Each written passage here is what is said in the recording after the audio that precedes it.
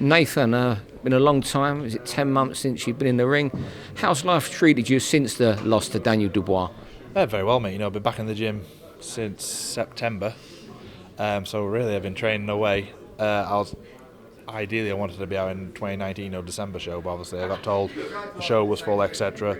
So I wanted to get on the first show, but we're here now, May the 2nd. So when I box in May the 2nd, it'll be 10 months. I know it's a long time, especially for someone my age. 23, I should be really out every 12 weeks, every 14 weeks. But we're here now, aren't we? Thankfully, I'm back out.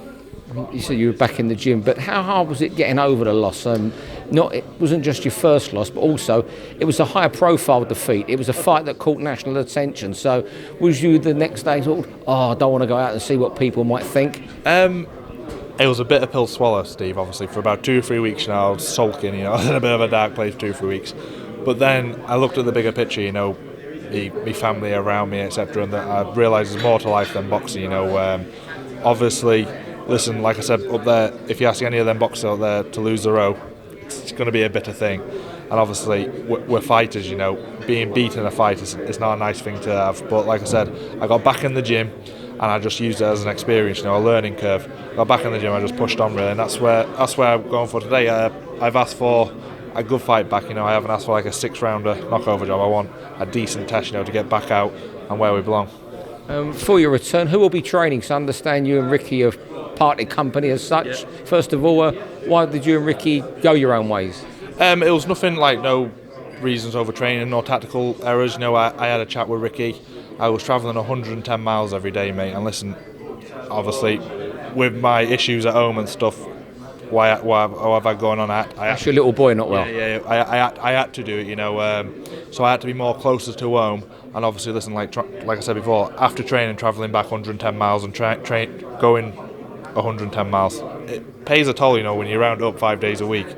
It's a lot. So I had a chat with him, about 6-7 weeks ago, and he was totally respected. And he understood. Ricky still is a good friend to me, not just me and my family as well. He's still a remarkable friend to me, and we still keep in contact. And who's going to train you now? Nathan Clark. He's about 5 miles from me, so I need someone close to home. He's been with me since day one, through the amateur days, so he knows the ins and outs of me. So I'm looking forward, and I'm excited to see where it holds. And it's not just that I've got everything on board, within a stone throw away. I've got nutritionists, I've got my strength and conditioning on board, so I've got everything literally in hand grab sake. And your dad still do the driving, no? Well, he's got an excuse now. He says you're only 5 miles away, so you can go. Yeah, but he still does. On next month, April 11th, major heavyweight fight, Daniel Dubois against JOYCE. Obviously, you fought Daniel. Are you hoping, before we discuss that fight, are you hoping that the winner might ditch the British and Commonwealth or both, and you could jump in there? Ideally, mate. That's what I want to pick up. This year I want to pick up the British and Commonwealth titles. Ideally, that would be. That's what I want to do. Very good fight, like you said. Like I said on the top table, it's a 50-50. I think under 6, Daniel could probably nick it, or over 6, I think JOYCE could do it. But it's a very, very good fight.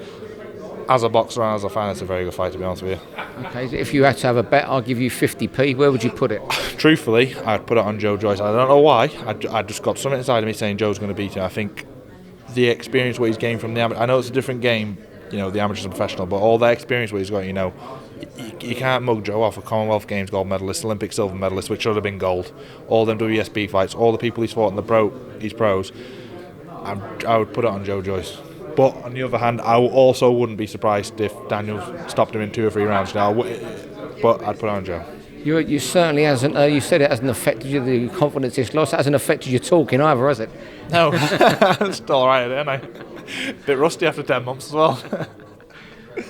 Thanks very much.